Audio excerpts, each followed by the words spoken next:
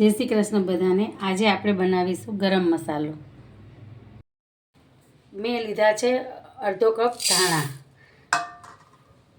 1/3 cup જીરું, 2 tablespoon વરિયાળી જે આપણે શેકી દઈશું।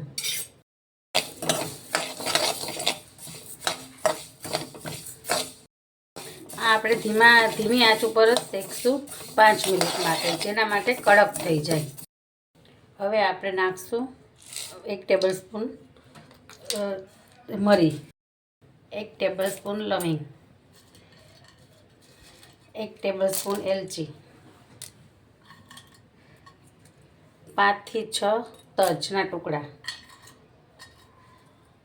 3 જાવિત્રી, 3 મોટી ઇલાયચી, 1 ફૂલ સ્ટાર ફૂલ અને જાયફળ, 1 નંગ જાયફળ નાખીશું આપણે, અને 10 પત્તા તજના, જે બધું મિક્સ કરીને શેકી લેવાનું છે।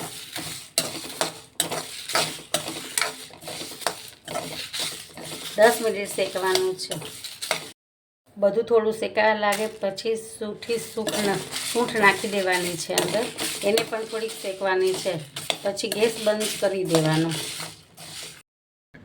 ધીમી આંચ ઉપર આપણે 10 મિનિટ આપણે બધો મસાલો શેકી લીધો છે। હવે આને ઠરવા મૂકવાનો છે, પછી એને આપણે મિક્સરમાં મિક્સ કરીશું।